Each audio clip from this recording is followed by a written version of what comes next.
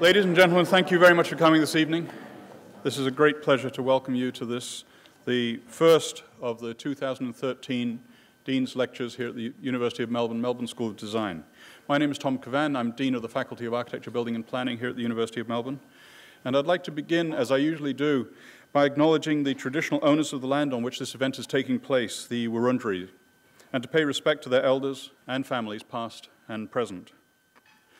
Through the Dean's Lecture series each year, we present a breadth of experience and perspectives from across the globe.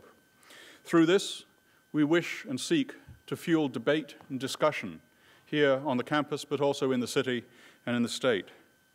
So as attested, well, welcome then to this lecture, which is From Archigram to Crab, Nosing Forward by Sir Peter Cook. As attested by the considerable number of people who registered for this lecture within the first few hours of its announcement, I think Peter doesn't need much of an introduction. Everyone is here for a purpose. But if I can, in case you don't know, Professor Sir Peter Cook joins us from the UK, where he runs his architectural practice, Crab, together with Gavin Robotham. He's also a senior fellow of the Royal College of Art. He holds a professorship at the Royal Academy, at the University College London, and also in Frankfurt in Germany. In 2002, he and Archigram were awarded the Royal Gold Medal by the Royal Institute of British Architects in London. And in 2007, Peter was knighted by the Queen for his services to architecture and education, with Prince Charles presiding at the investiture. The power of architecture and design is often debated. Today, we'll hear directly from a person who's made considerable impact, an impact that has emerged and developed over considerable time and has cemented itself in our assumptions and our practices, and if I can borrow a word, Peter, from our prejudices too. Without Archigram, would Paris have the Pompidou Center? Without Archigram, would Hong Kong Shanghai Bank be so readily accepted by the bankers? So in his early days of his career, Peter co-launched Archigram, a radical and, as many would describe it, a futuristic experimentalist group who produced a magazine with sketches and musings on the built environment and presented a wide range of installations and provocative ideas. Archigram challenged the architects to think outside their comfort zone and those who observed architecture.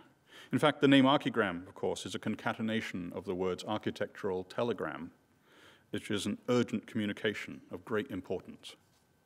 So in this early work, the plug-in city or the walking city, what we see is an articulation of the modernist engagement with the industrial delivery, leavened by a post-war cynicism of tradition and enlivened by a 1960s exuberance of experience. Anything was possible. The future could be manufactured, and the senses tickled. A notable feature of this work, I think, is its plasticity. Its plasticity of form, in representation, and also in its experimental presence. So the work sits very clearly, I think, as a marker in the trajectory of architectural development through the past 150 years, tracing a line along which we see such protagonists of urban innovation and process from the early 20th century, through Buckminster Fuller, who engaged industrial production in an inventive manner. So the flag is carried by others now, demonstrating the power of Archigram and its ideas. The flag still flies. And these ideas of the 1960s clearly drew much from the capacities of, for example, car manufacturing. The momentum of parametric design and the manufacturing today is presaged in Archigram's images in the 1960s, without which, that is the parametric design and manufacturing, it's not possible to realize these designs, just as it is not in the automotive world. So for the past 2 weeks, Peter has been teaching a masterclass here at the Melbourne School of Design with students thoroughly engaged, and in partnership with the Victoria Department of Transport. An exhibition of their work opened earlier this evening, just upstairs in the Yoshika Mirakoa Maya room. And please go in there and take a look before next Tuesday, when the exhibition will be dismantled and removed. At the Faculty of Architecture, Building and Planning, we're committed to creating rich opportunities for our students to engage with these global leaders across the full range of the built environment in masterclass settings. So this was the first in what we planned to be a series of exceptional international minds leading the masterclasses across our 6 professional programs and experimenting across the full range of how we conceive, deliver, and realize that built environment. So the Master Plus program enhances the learning environment, and as the exhibition upstairs attests, it provides direct access to the best international minds and engages in practice today here in Melbourne. Now, Peter will discuss his journey from Archigram to Crab and share with us the significant moments, projects that have shaped the career, discussing anti-cities and anti-houses and how experimentation morphs into buildables. So Peter, thank you. Please welcome Sir Peter Cook.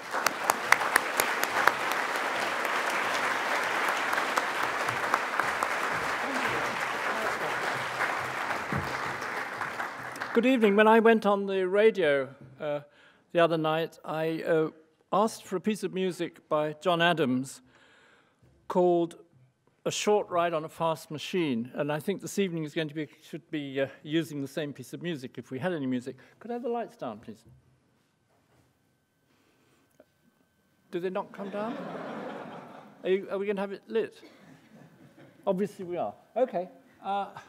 I come from the seaside. You're in the seaside, but British seaside's a funny place because, as you know, the Poms are very kind of uptight, and it's only at the seaside that they let their trousers down. And I sold ice cream at the seaside, and I used to see all sorts of funny things. But what I'd earlier seen at a smaller seaside town was a strange picture, the one on the left, which has remained in my brain for a very, very long time, because at Felixstowe there was, in fact, a megastructure next to a piece of Art Deco with a piece of Expressionism underneath it.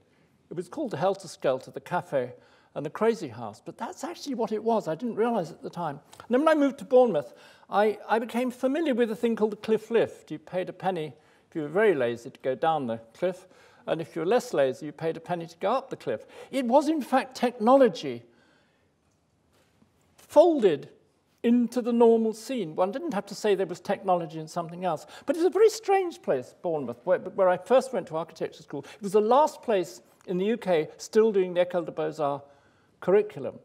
We had to learn from James Gibbs rules for drawing the several parts of architecture. We had to measure churches with bits of lead. We had to draw from Owen Jones' Grammar of Ornament from the 19th century. We had to do 9 shades of wash when doing an axonometric of Hagia Sophia.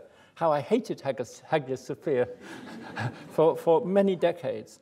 It's also a beach town. It's also a repository of some of the best neo-Gothic architecture in England. And it reminds, there's a lot of Melbourne in Bournemouth. So the diligent student had to read this stuff, had to follow the rules, and developed a kind of love-hate for it. Because in fact, and I went there at the age of 16, but from 14, I'd been reading about architecture, not that sort of architecture. There is, of course, an aspect of Bournemouth that still resides in me, which was this notion of Arcadia, the notion of the gentle boardwalk and things in amongst the trees, and silly things in amongst the trees sometimes. But what I had been reading about before I went to that funny school was stuff like this. I discovered this, I think, at the age of 15. And I thought, bloody hell, it's not like anything I've ever seen. It's like a biplane. It's like a kite. It's a wonderful, what? And then I was doing all this funny stonework. Very strange. Well, I went to London. I started buying leather jackets and doing funny drawings. And I'd been to the Architectural Association. And in such a city, you come across all sorts of people. And we did the Archigram, the architectural gram, as Thomas so correctly said, deliberately making each copy different, deliberately bringing in all sorts of friends, some of which we didn't know, some of which even, I remember my meeting with Hans Hollein was because I'd cut a drawing of his out of an obscure magazine called Bow and glued it in. And instead of him going up the wall, he sent me a letter saying, I'm Hans Hollein, whose picture you glued in your magazine, let's meet.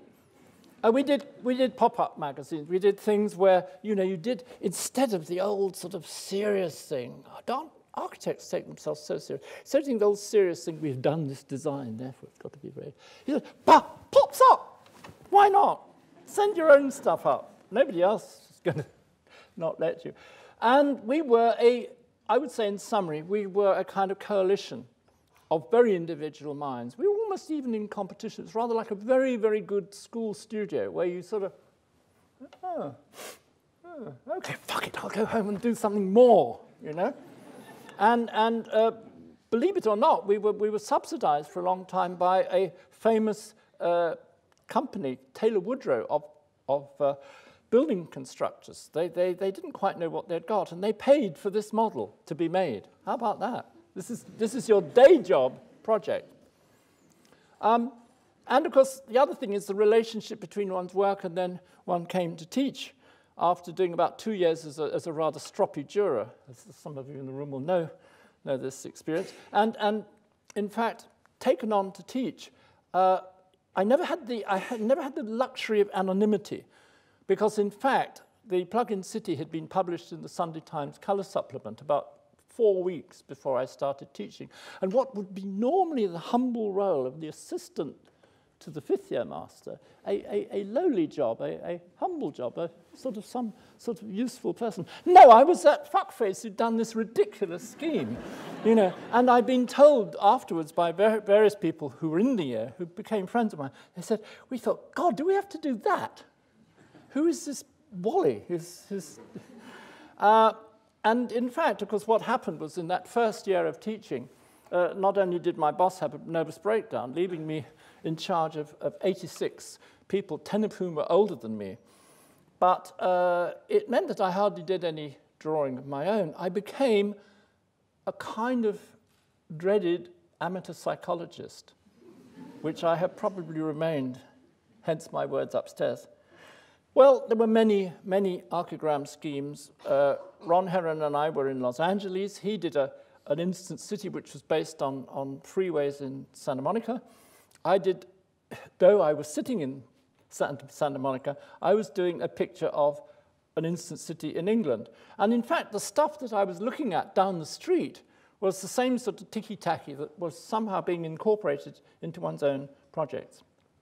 I move on now very quickly to a kind of category which I have played with. Now, I know I'm in a city that has some towers. I have never been asked to do a tower, but I've done some towers. Maybe one day, before it's too late, somebody will ask me. But I've used towers right from the point of that early Montreal Tower project onwards, and I particularly apply them to places that I have been in. I have a funny rule to myself. If I've been somewhere for more than a month, I feel qualified to comment back to the town that I've been in and suggest how a tower could emanate from it. I've been in Oslo far more than a month on several occasions. I was guest professor there twice and stay there quite often. And at the time, when I did this in '84, Oslo had virtually no high-rises. And I was fascinated by that phenomenon in Nordic cities, particularly around the period of the 1920s, where the cheap electricity and the dark nights combine in the placement of lanterns, usually above sort of fascia height, along the inner town streets in Stockholm, in Oslo, and various other places. I was fascinated by the lantern, and I drew an analogy between the lantern and the oriel window, the corner window, the bay window. And if you look at the tower, you see that it starts at the lower levels with lanterns, as you have them in Oslo. Then the lantern becomes a little sort of peep-out window. Then that becomes a bay window. Then the window, as you go up the tower, the window is the whole room. As you go further up the tower, the window is the whole apartment. And finally, at the top of the tower, the whole thing is a lantern. But in the daytime, there was another conversation going on, because I was fascinated by the sort of coloration that a lot of the modernists, the funkist architects had done, which I discovered was based upon the work of many Norwegian landscape painters, which in turn was in fact based upon the coloration that you get up on the plateau inland from Oslo.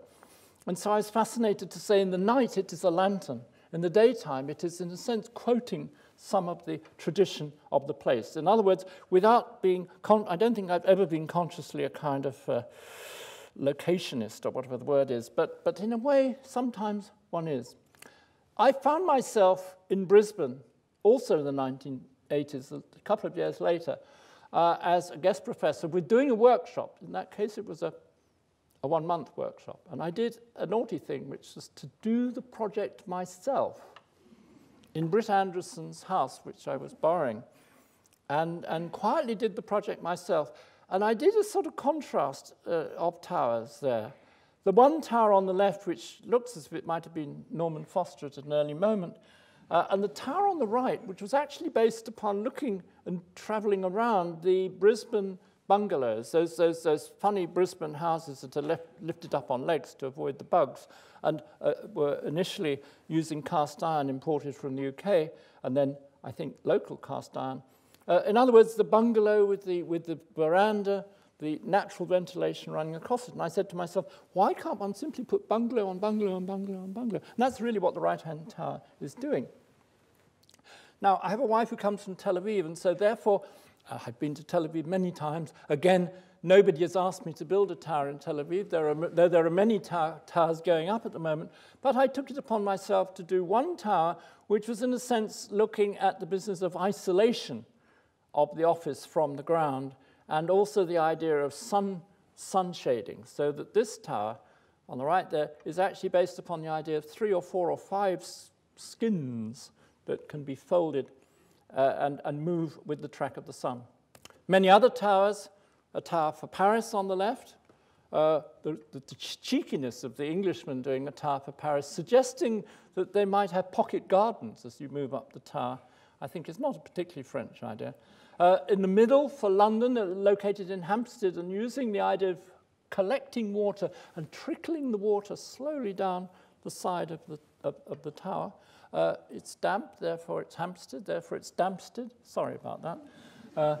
And again in Tel Aviv, in another location, which you can see in the map there, was actually a location laid out or suggested in the way that he used to travel from town to town by Mendelssohn.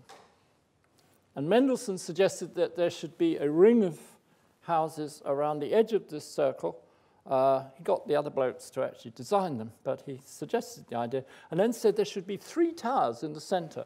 Now, 50, 60, whatever it is, years later, the 3 towers have never been placed there. I had the audacity to suggest that I could make 3 towers, a pink one which recedes there, which is a housing tower, a right-hand tower which is simply for parking, it's a car park silo, and the middle one which is an entrepreneurial tower, because in my observation I'm a non-Jew married to a lovely Israeli lady, and it's very interesting looking at a culture from slightly sideways on, where Tel Aviv at best depends upon entrepreneurial activity. And so this is a building designed for various types of entrepreneurship to articulate themselves as pieces of building. I've always been fascinated by vegetation, not necessarily as a sort of purist veggie person, but I'm interested in the fact that man can never quite control vegetation, and yet it could be a wonderful architectural device. I'm fascinated by this Würzburg garden because it's a series of striations of different kinds of vegetation. In some, the vegetation is more controlled, in some it's pattern making, in some it is shelter, but they run one after the other after the other. On the other hand, this is a very English condition, which fascinates me intellectually because it suggests in the foreground that man is totally in control, the topiary is well placed. In the middle ground, it is still circumspect, it is still well placed, but in the distance, spookies. What's going on in the distance? Who knows? What might be going on? Gavin and I did a project in the British Pavilion at the Venice Biennale about 3 biennales ago, where we took a piece of East London and suggested all sorts of drapes of vegetation could be made. And in detail, some of those drapes of vegetation were drapes upon the housing. Some of them were for growing things. Some were in the tradition of the allotments. Some were in the tradition of hydroponics. Some were in fact inspired by some vineyards that I saw in Bad Kreuznach in Germany, where they hang the plantations very high into the air. Again in Germany, one often goes around giving lectures and somebody comes up to you at the end and says, "There's something like your thing just down the road." I love that. I hope there's somebody going to be here tonight who says, "One of your things is just down the road." And then you build up a kind of vocabulary which is in excess of what you could discover just by going on Wikipedia. The orangery at Schloss Karlsruhe was in fact designed as a room that would never have cover. It was intended to be a place where the growers would create the space. But you don't have to go all the way to Germany. If you go down the road here to Brighton with Tom and Justina, there's a very useful bit of hedge cantilever work, which will now join my collection. In my own work, of course, I've been fascinated by the notion that the vegetation can be an element of the architectural partie, that it can be woven in. And we actually got planning permission for this particular building till the bottom dropped out of the Spanish economy. And unfortunately, Messrs. Herzog and de Meuron got theirs done. So everybody, if you say veg on the wall in Madrid, they say, oh yes, Herzog and de Meuron. We were there too, may be noted. The word metamorphosis has been central to a lot of what I've been doing. And right from early days, this is a sort of flick of the wrist project that I did in the 60s, which was for a village that would be a hovercraft that would move, that would then pump itself up and stop with an inflatable. Many years later, as the humble professor in a German art academy, I and my friend Christine had the opportunity to fill in a little courtyard. We knew the building well. I was in fact doing a job for my colleagues, always a very dangerous thing to do, in case it leaks. It did leak, but only a little bit. What did it do? It filled in a courtyard and flapped open when it got hot and flapped shut when it got cold. There's a wonderful engineer who I worked with on that occasion called Klaus Bollinger. And I'm delighted to say that he was the engineer for the Graz Kunsthaus, and he's the engineer on the last competition project that we've just handed in. There are many metamorphic projects that I've done. This is an elaborate one called Way Out West Berlin, which was a kind of pun on the westness of the project and the Berlinness of the project, and also the idea of the Wild West, so that the cactus became a part of the architectural language. You just have to take that on board. It's a quick lecture. It needs a bit of explaining, I know. And it ends up looking somewhat like that.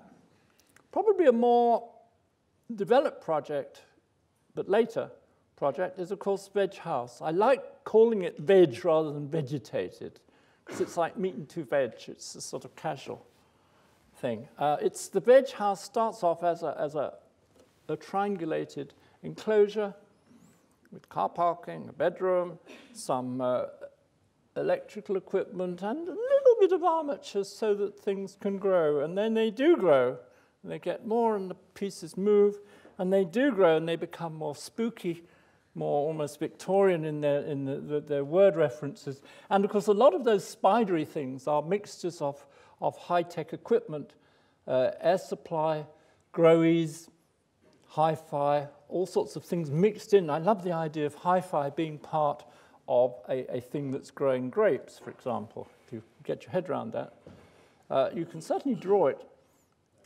And then the project moves forward, and it moves to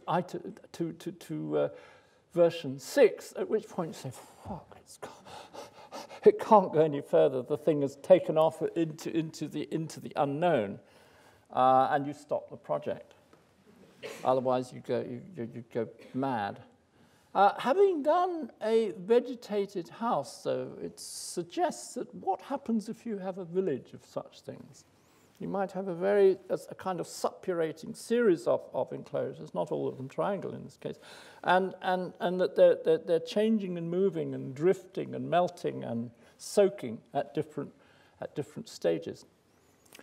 Being a kind of, I've always regarded myself as a joke academic. I suppose when you get more than 3 professorships, you have to lie back and say, perhaps I'm a sort of academic, really.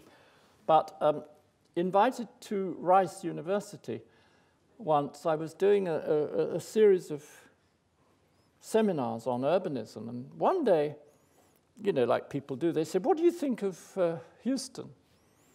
And as a reply, in the 3-week gap between my then and my next visit, I started doing a scheme called Super Houston. Don will know this town, of course. My Super Houston tried to go further than Houston could ever go. by bugging the roads, having vehicles that would use the computer to arrive at the front door. So you'd get in your car, switch on the bug, go to sleep, play cards, read the newspaper, watch TV, and then beep, beep, beep, beep, beep.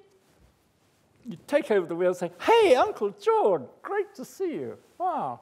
In other words, it would be a mixture of Houston as we know it now, a city largely under trees, and something else. And the something else would involve buildings. The larger buildings would be rather like billboards. They would be billboards, which would each group of them announcing another piece of the town, but also the billboards containing normal building functions. Much more recently, we took another completely different scenario, which was the sort of Armageddon scenario of what might happen to that same piece of East London that Gavin and I played with. What would happen if the floods really do come? Not a high-tech solution, a kind of crap-tech solution, sort of people gathering together bits of driftwood and whatever was left of their civilization, climbing up inside these kind of almost evacuated tree trunk structures, floating, hopefully, kites that might catch some rain, and building inside this curious structure. Of course, general preoccupations such as growing vegetation up the side of things obtain. It is in a funny way in the tradition of Archigram, but not looking like it. Sometimes we got very near to making a building that used the same thinking. This is another project for Spain. We won the competition just at the time when the bottom ran out of the Spanish economy.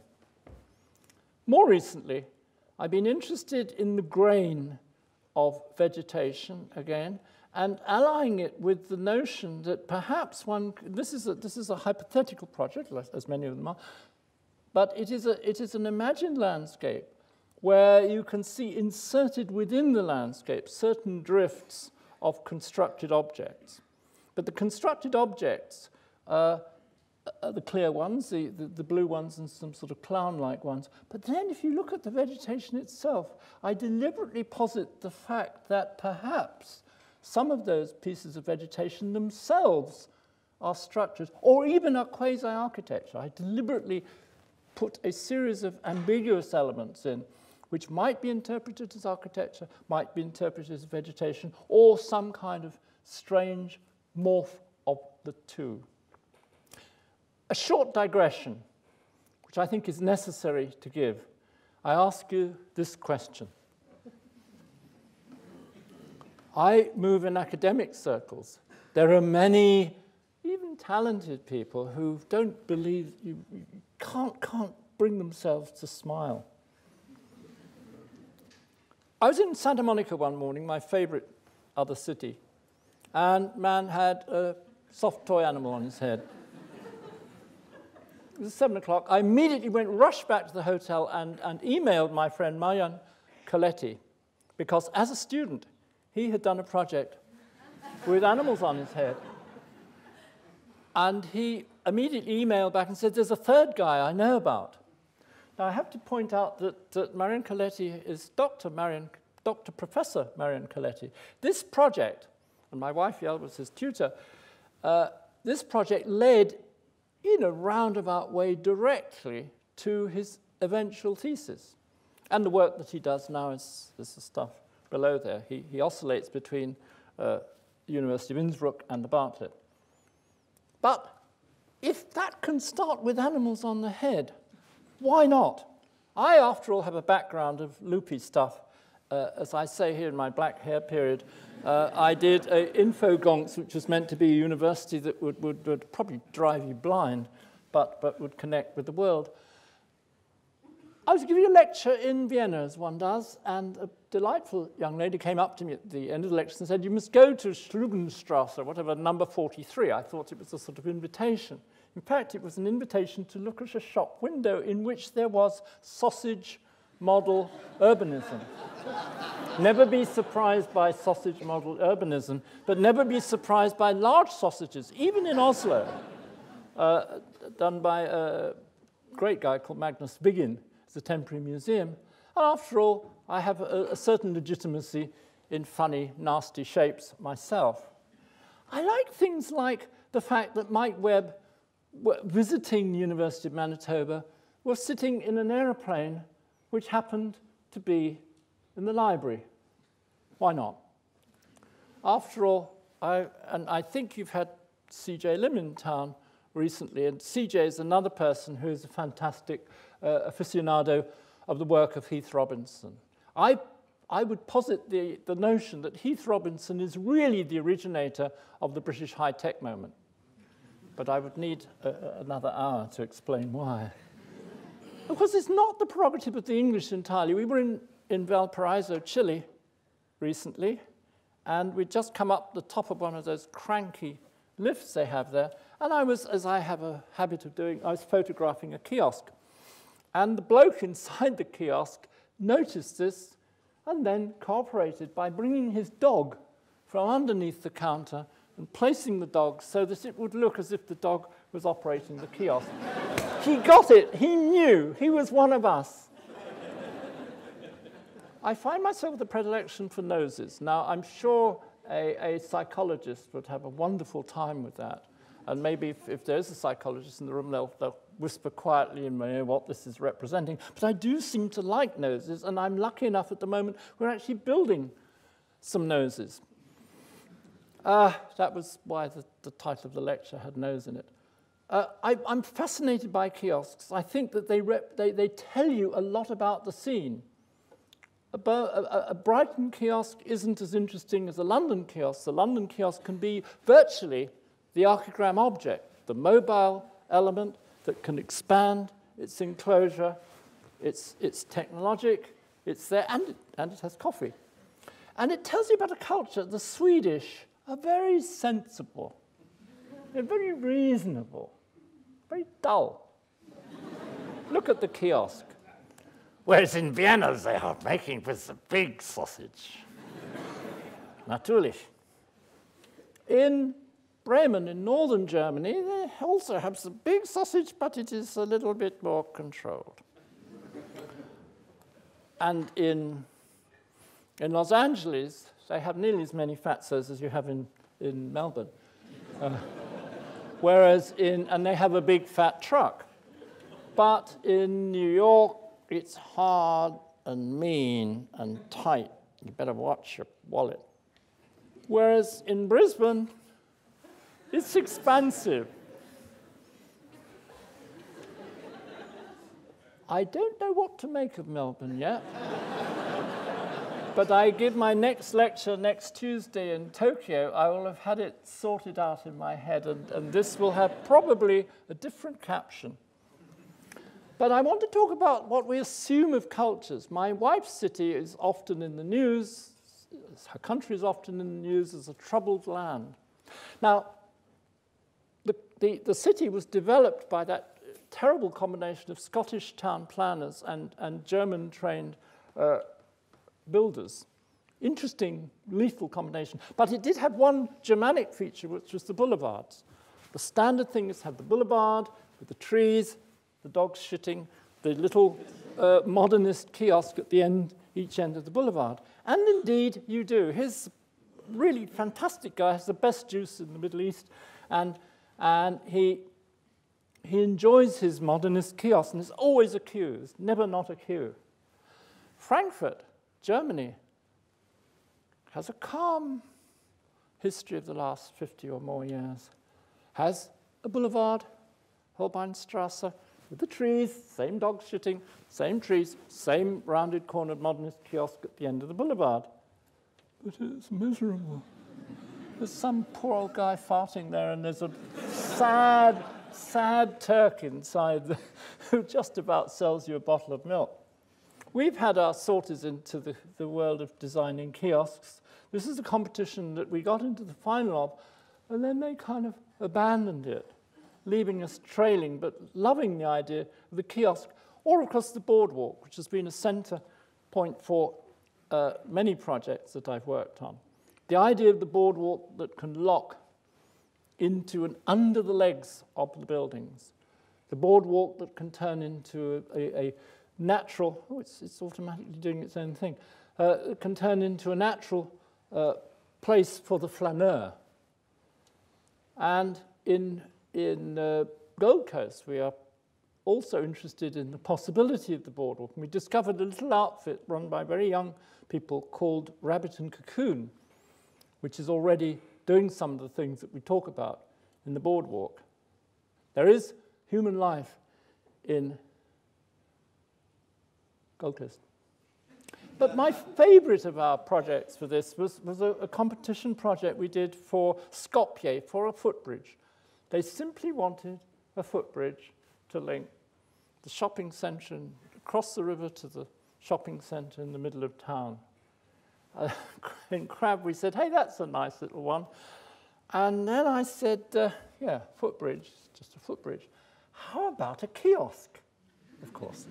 Then Gavin said, hey, how's about we make the kiosk move? Then I said, hey, how's about we make the kiosk have a bar on top of it that has steps that come down, like at the back of some airplanes, so that after 7 o'clock at night, you can have a sliver bit, enjoy the view of the river, and the kids can still have their chalk ices from underneath. And of course, we didn't win the competition. In fact, a bloke at the back of a lecture I gave somewhere said, I am from the town. They made a concrete footbridge. I thought, I know they're going to make it. Of course, I could have told you.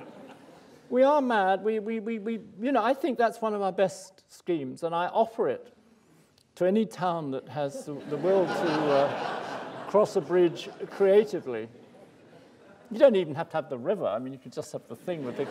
In fact, maybe you don't even need the curl. You just have the bar, you know. It's a question where you cut that.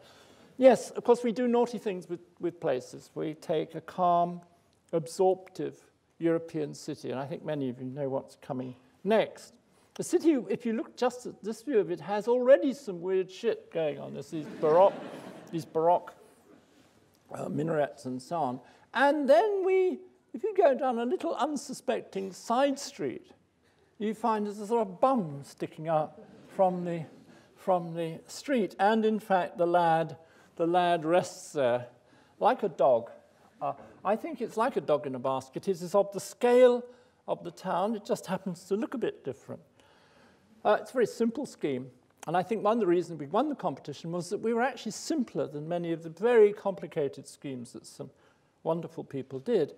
It is a pin and a skin. And you go up the pin, and suddenly something is theatrically revealed to you. They're the people going up the travelator, leaving the cafe behind, bursting into the unknown.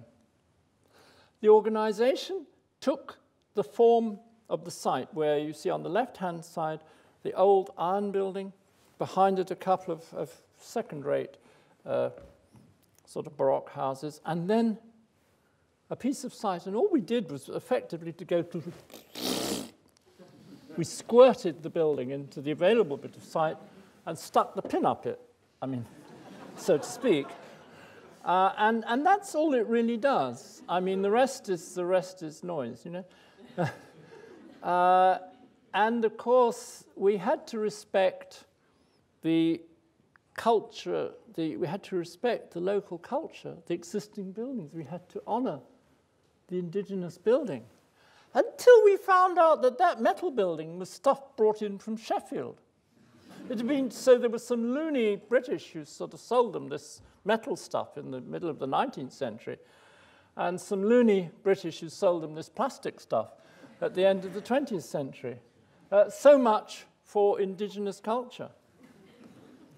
It was a project in which Colin and I were able to incorporate a lot of, keeps doing this, was able to incorporate a lot of intriguing things, such as the notion of melting the skin from the transparent through the translucent to the solid and back again. But in a way, the project is as much a craft object as the roof next to it. It's still a series of pieces stuck together and put around an armature. Without the computer, it could not have happened. And one wonders, one speculates as to what of the earlier Archigram oeuvre could have been made possible if it had been differently timed. The actual thing reflects the city. It also, of course, has a system of nozzles which bring in north light, except for this nozzle, which is the naughty nozzle. And he doesn't poke north, he looks sort of over there, because he looks at the castle. And you get, it's a repeat of something we did in Archigram times in the Living City exhibition, where Mike Webb made a series of periscopes that looked out of the window, out of the cocoon, down the street, and people queued up to look at London buses. They'd come in a bus, but once you deny them the bus, they look at the bus. So 30-odd years later, I just dug out from the back pocket the same trick. They look at the car, they queue up to look at the bloody castle. You can't avoid the damn thing, it's up there for all to see. But as soon as you're in the cocoon, you queue up to look at it. It says something about the tradition of theatre, perhaps, or denial, or again, psychologists have a lot of fun with that. It's not a high-tech building. It is a crap-tech building. It was not remotely within the budget for a high-tech building. And I think due to Klaus Bollinger's cleverness, it was possible to do within a normal museum budget. The section exposes the fact there's a lot of car parking. The interior exposes the fact that you have to put in a series of substructures for special exhibitions. And of course, the 920 pixels of light that ride the body. They're not just in a sort of box of lights. They ride the body, enable the thing to respond to the city, to be the plaything of a number of artists and designers and filmmakers even. It is a filmic building. The thing that really resides with me is the parts that one didn't plan for, the interstitial spaces, which often, to me, are the most exciting parts of the architecture. And that's something I'm learning late in life, that it is these interstitial conditions that are often the most intriguing. And then there's the cantilevered needle. When I was a student at the A, we used to go and see this special, precious book of Chernikov's 101 Fantasies. It remained in the mind. In Valparaiso, there's also some strange guys who were probably looking at Chernikov's 101 Fantasies. Never be surprised where you find yourself, and there's something that is just down the street that is about your thing. If you photograph it correctly, you see it gently sitting behind the vegetation. But much of the conversation has been about its blobness. Der große Blob. There was even a conference called Blobmeister. Blob and Meister, what a combination.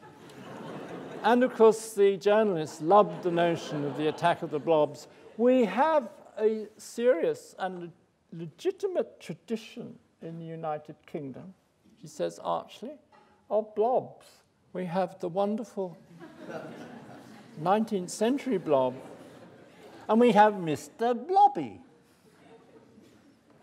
And such things seem to attract somebody, because the Austrians have made 2 postage stamps with our blob on it. Presumably the postmark is just an additional amusement. I now move on to the second. I'm trailing by 3 minutes on my schedule. I move to the second part of the lecture, which is no more serious. Oh, here we are. We sometimes like doing blue buildings. Our very first blue building was the one I did for social housing, small piece of social housing in Berlin. Now, you remember that project that I said about the legs with the boardwalk running under it. That Pinto project, which was a master plan, never saw the light of day. But a commission did come from the EMVS, the people who do social housing in the city of Madrid. And in fact, it was a requotation of some of the ideas from the Pinto project. The idea of lifting the housing above the ground, putting the public doing naughty things under the housing. And in fact, in the original version, there would be sports facilities on the top. Kiosks at the bottom, not kiosks designed by us. They should be designed by anybody who can just stick a bit of wood together. And in fact, what happened was that the building reached the 3rd floor and just sat there for more than a year. The economy had collapsed in Spain. It looked for a long time as if the building would never be completed. It has been completed, and it has 100 happy families, hopefully, living in it. Nobody can afford to open the kiosks, and the sports facilities were eliminated. The blueness is not quite as blue as we would wish, but the building is there, and the apartments, I think, are quite elegant in their way. And it reminds one that when you strip off all, and the real nice thing that wasn't done were the shutters, which were very special and would have been slightly mechanical objects on the outside. What has remained, what is weird, is that some of those old sort of, God help us, Corbusian values have remained, and that's a puzzlement for me. It's probably its best part of the light cores, which are very large and slightly sculptured. We do coloured projects. We like colour. This is a project for Birmingham New Street Station where we would take each of the faces of, it was a wrap of the station. It's not to redesign the station, but simply wrap it. And Alessandro Zappolo has actually won the competition. Our colours would have each faced a different part of the city. The red-coloured street would be faced by a red thing. Jan Kaplitz's blue building would be faced by the blue thing. The south would have the pale part, which is quite convenient, reflecting the sun. And then the green would be the other bit. And we loved this project, and we made very large models of it. We almost knitted it together by almost doing a kind of couture operation, though there were proper drawings as well. Another coloured project which didn't win the competition was for Taipei Music Strip, which was then playing 2 games. It's a very, very long site, and it's a series of music houses and a pathway and some gardening. At the city side, one chose to make the architecture quite hard, almost de steel. And at the countryside end, it flops into a roundness. But the colours are also doing something. It starts to be multicoloured at the city end and becomes monochrome. So as the buildings become more fruity, the colour drops away. It's a way of, it's a kind of analogous to a kind of musical counterpoint, I think. Other projects have experimented with exploding into space, but keeping colour as the maintainer. Other projects, back to towers again. This is a more recent one for Swiss Cottage, which is the area where I live in London. I think I've lived there more than a month, so I feel legitimised in doing this project, which is looking at comparative surfaces and materials with vegetation offered as merely one of several surfaces. Well, sometimes we do black. We did black for a very Baltic project, a project in Rakvere, which is in Estonia. It's windswept, it's cold. There is a tradition of tar and ships. And it was that which caused us to look at the possibility of a black building. But in Italy, in northern Italy, we did a theatre and won the competition.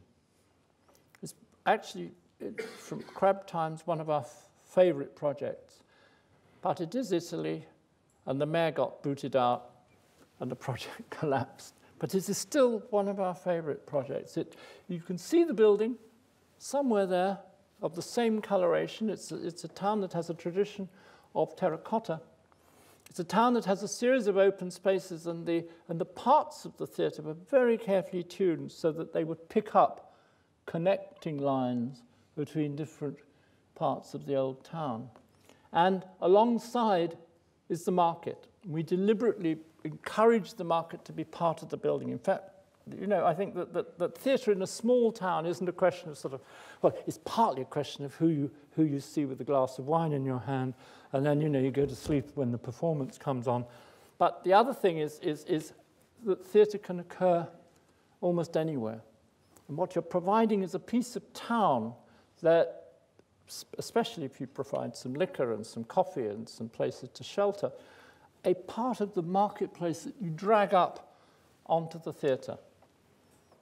And it was quite a detailed project with and the little house on the right-hand side is a very important house to the then mayor who got booted out. It was, in fact, the trade union house, and it was symbolic that the project would incorporate the house of the trade union, and we suggested that it could be the gallery element and would be a kind of marker, like almost a gatehouse to the line of the theatre as a whole. It had quite a lot of parametric modelling involved in its creation. That is something that Gavin is very capable of. It also had a glance back to an earlier project that I did with Christine Hawley, which is also a public project in a small town. This was our stained glass museum, which again involves in the very careful positioning of small elements vis-a-vis the ramshackle nature of the back of the building and the rather formal nature of the front of the building. This is our sort of touchy-feely territory, which we enjoy as an adjunct to stuff like this, perhaps, which was a series of competitions in Taiwan for the notion of a pylon tower that would be involved in the creation of energy, mainly through growing algae. I refer back to the 1963 building because it is again an armature, the notion of the tower as armature from which you hang various elements. In this case, the algae were grown in big sort of sacks, almost sort of latex holders. The second project investigates more fully the actual apparatus of the business of growing algae and places the algae as a series of trays. And the third project, realizing that there's a limited amount of algae that you can produce on such a tower, looks at combining the algae growing with wind farming, with water husbandry, and other forms of alternative energy collecting, and pulls that all together by using a series of panels. And then it trickles down over the park, which sits underneath it. There's a model. There was a nighttime project done by our friends, Jason Bruges company. And then the armature is used to house a whole series of wedding halls, laboratories, growing platforms, and so on. And these are woven into the progression of the tower, almost nesting in amongst the panels. As I say, it drops down into the park, trickles. Vienna, a competition for 5 new buildings. We won our competition, it's a 3-stager. And I did some cartoons at the beginning of the project, which was my idea of cheerful and perverse Vienna. I like to suggest that perhaps even in an academic institution, you could have some of these going on. And we didn't lose the competition. It is our largest project so far. It's 270 meters long. It's 2 buildings. The law faculty, which is mainly a research faculty, and the central administration for the university. We use what we call sunshine corners. We were interested in pulling the light into the body of what is a large building. And we were interested, again, this term nooks and crannies, we're interested in territories which are not just restricted to the curriculum activities or the interlocutory activities. We're interested in the spaces in corridors. We pull and push. We have the sunshine corners, and we pull and push the circulation areas. We pull and push the terraces. We encourage people up onto the building and around it, into the crevices of it. I'm pleased to show that, in fact, the building is nearly finished. It is coloured. It's very coloured. All the other buildings, the Zaha one, the Hitoshi Abe one, the one done by the various Spanish people, sorry, my brain's gone. Are very grey and white. Ours is coloured. Otto Wagner did some coloured buildings. Didn't always do coloured buildings, but there is a precedent. It can be very grey. You know, Vienna Space is a beautiful city. Many of the time, I've been many times to Vienna. It's often quite grey. It can get very grey in Vienna. No longer, folk. No longer, not in our building. As you enter the building, on the left-hand side, there is the students' common room, which is a smiling, glassy cheek of a building. And on the right is the coffee shop, which is another smiling cheek. So you enter via these two smiling cheeks. That's the idea. And towards the park, there is a more sort of fruity, suppurating piece of building. We have a system of sunbreakers, and they sometimes get quite complicated and quite interesting. We have a garden that comes up over the library, and with roof lights, not roof lights that you look at the castle anymore. They're roof lights that you can actually sit on. I quite like the idea that you're there looking at some tome and somebody's bum is just above you. Could be quite interesting. We designed it for that. The library is coming, well, the whole building is nearly finished. One of the people on our staff did this rather sexy plan of the library, which shows these pink things, which are little capsules, which are not all going to be pink, they can be various colours, sitting as quiet spaces you can disappear into in the library, and each of those has a sit-on roof light above it. So the bum condition might be quite particular as you're sitting there having a very, very deep, earnest intellectual conversation. Someone sits on top. Why not? It is striped, it is coloured. Darker colours to the ground, lighter colours to the sky. The lino of the we wanted to do it over the whole floor, but we were only allowed to do it down the corridors. The lino of the corridors does the reverse, so that the light rooms have the dark floor, and the dark rooms have the light floor, and the middle has the middle. In Valparaiso, again, it was as if somebody's been reading my letters, except they'd done theirs first.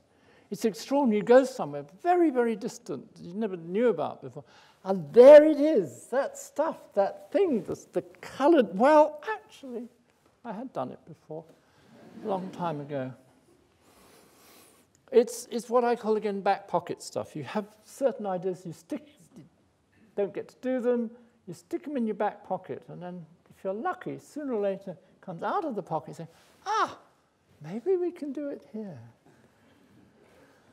We do a lot of competitions, some of them very strange, and they don't win, but they're exciting to do. This is a favourite recent one of mine. We didn't win that one either, which took off on the idea of the cycle, the bicycle, generating the university building. That you'd always have this dynamic of people cycling down and rotating around a pond which would be icy in the winter because it's in a northern place. And that would, in a sense, be the generator of the project. You will notice from your poster that there's a thing called Comfo Veg. It started off life as a project, the idea of comfort and vegetation. Remember the veg house? It really carries on from the veg house. The idea of comfort, audiovisual equipment, and vegetation as a club. Well, we sort of did it in SciArc in Los Angeles. We did more drawings. We did some computer drawings. We found a way of making this thing out of rubber with a kind of stockinette cover. And there it is. Comfo Veg lives. And was enjoyed for, I think, 2 months. I was even told that very naughty things happened on the Comfo Veg, but I don't wish to know. But you can imagine. I offer it to any university that wishes for a new kind of room of retreat. We tried to sell Comfort Veg to Bond, but we'd gone over the budget, and they said that would just break, that would finally, it can be pretty cheap. And I've done a thing I've never had the opportunity of doing before, which is to actually have constructed something that previously I'd done an earlier version of, actually constructed, and then to flip forward to say, right, we've got that bit. Now what could we do with the rest of it? It's an interesting, I've not had the opportunity to do that. We sometimes have funny jollies. This is a series of jollies from last year, a small competition we won for the Peruvians, the kiss tables that my wife Yell and I have done together, and some more sort of comfort material in Tel Aviv. And now, finally, I come to Australia. Queensland, Australia. We won the competition for the architect. Oh, no, I think you know about that sort of stuff here, don't you, doing architecture schools? We won the competition for a much smaller architecture school than yours, of course, and it's in Bond University, which was started off by Arata Isazaki, and is basically, just as Graz was skin and pin, this is scoops and wrap. Now the scoop is a really key generic element. The scoop is, if in Vienna there are these corridors that you sort of disappear into in crevices, the scoop is a formalized crevice. Each scoop different. Each scoop not designated for any particular purpose, but anything that is not on the curriculum. If 3 or 4 people want to have a conversation, a very small crit, a little breakout, or just somewhere to be. And then there are the studios, you can see in the bottom of the drawing. There is the street that runs through, and then there are the more circumspect elements, the staff rooms, the computer research room, various toilets and a little tiny room at the back there, which is a reading room on each level, which were the rooms that were going to have the miniature Comfort Veg. Anyway, can't grumble. It's going up. There you see the scoops in relation to the street. And we'll come back to that in a moment. But I want to digress because, or not digress, but to show another approach that we made. The few cartoons I did for the Vienna project, everybody in the studio said, you must do some cartoons, you must do some cartoons. And I couldn't resist, and I did about 6, and they said, you've got to do more. So I did another 6, and they said, no, you've got to do more. I ended up doing 2 dozen.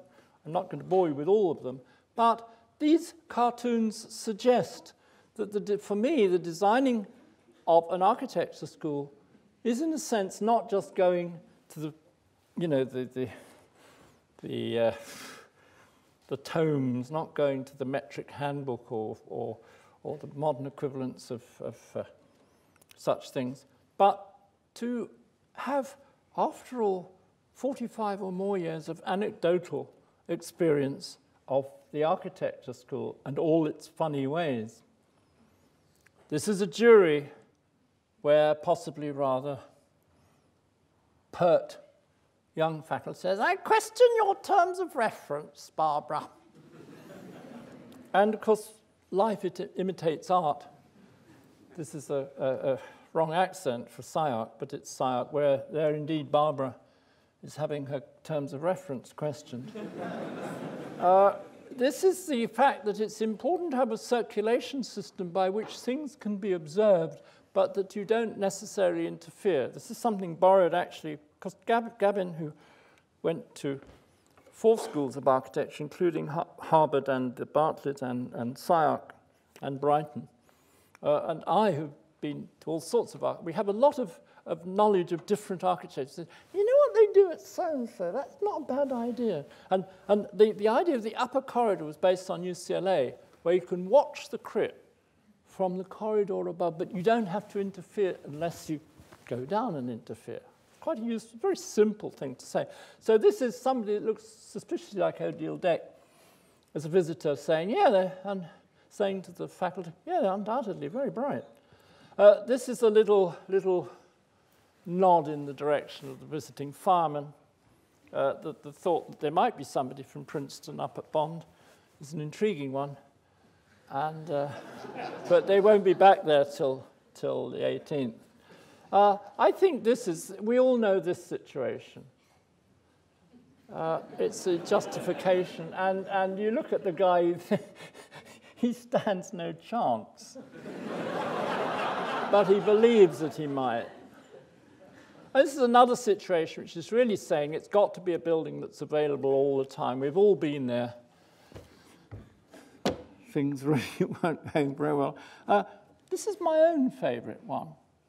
The cat and mouse game. You know, one of the first things you do when you're appointed as a professor in the New School of Architecture is to discover, this is from the professor's side, to discover the way you can get out. You see somebody boring coming, how can you avoid them? But of course it's a mouse and cat game, because here's some guy who's, you know, don't forget it's Gold Coast. Kilometres and kilometres of wonderful beaches. Oh, nice to see you in the building again, Jules. Sorry about my non-Australian accent. And the fact that the building, and this is something which we heard third hand about the jury, they liked the project because they could see it had opportunities. Not meaning just for architecture students. It had photo opportunities, event opportunities, the sort of thing that Tom and I have just been doing upstairs would go down, would be much more enjoyable, I think, in our street space than it is in this rather deadly building upstairs, if I may be so bold as to say. Gavin is a wonderful drawer too. He doesn't do cartoons, he does proper drawings that show what people are doing. And this is the assumption that somebody like Zaha might visit, and the faculty lines up under the nose of the building.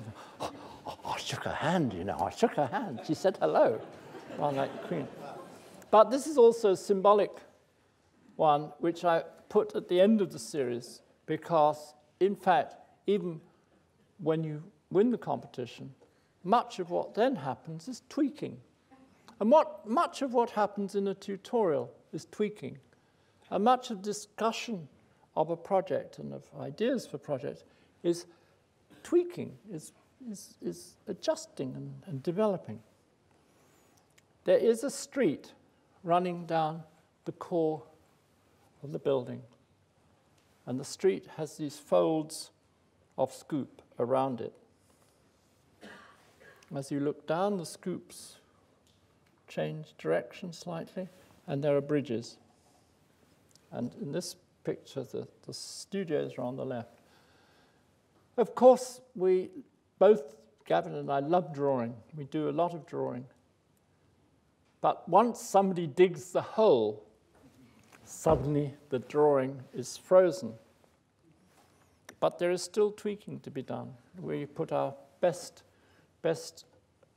architect lady onto the question of how to manipulate the scoops so that the minimum amount of variation of shuttering could occur. And this was several months of arguing and manipulating and arguing, manipulating, reducing the cost of these idiosyncratic elements, because each scoop is actually different.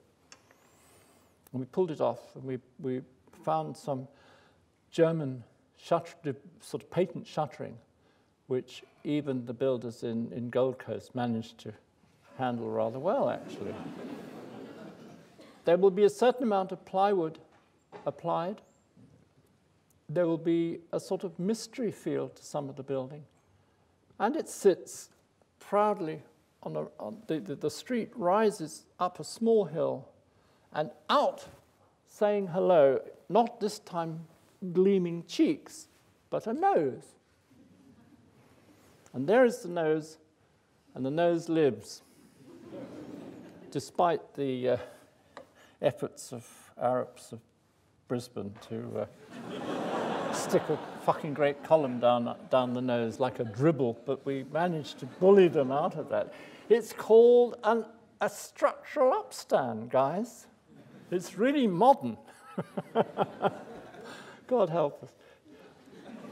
The north facade was revised. The only bit that was really substantially revised from the competition version. Competition version was far too expensive. This is a cheaper version, which really just uses the idiosyncrasies of sun shading on top of very wide range of window types. These are the holes before they've got the sunshades and the coloration. So there again, we see the system of the building, the scoops, the facade, and the beginnings of the actual furnishing. We're lucky enough to have the contract to supply the furniture, and we have designed our own furniture. We have nearly 300 items of furniture, which we're having made, as I speak, in China, organized through Hong Kong. Many of them are now completed. We're trying as much as we can to have very, very tight quality control, because these pieces of furniture have to fall underneath the normal cost level of Australian academic furniture. And they are. That's why you do it in China, guys. And we're commissioned to do 100 pieces of special furniture in the Vienna building. So suddenly we're in the sort of furniture business. This is the state of play. I'm delighted to say that it looks, this is a smaller building, but it looks as if the two buildings will be almost neck and neck at the end. They'll be both opening officially in October, but actually completed before that. These are more views. This is the sort of systematic cut through the building. This is the other systematic cut through the building.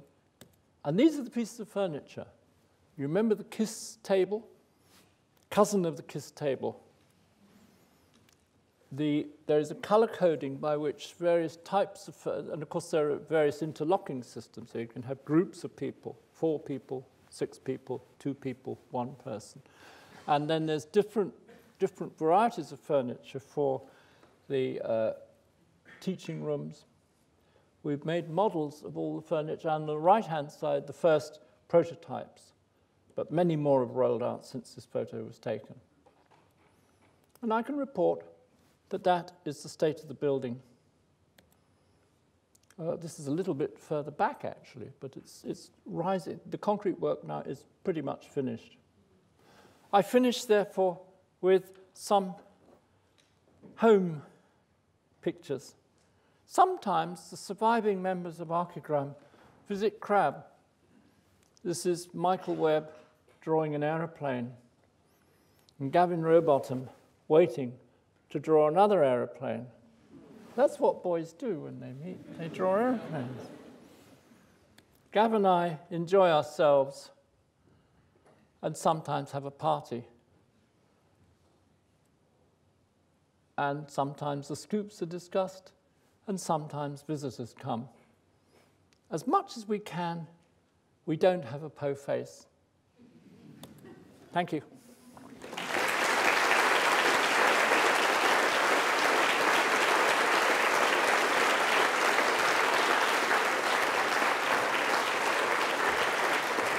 More or less on the dot.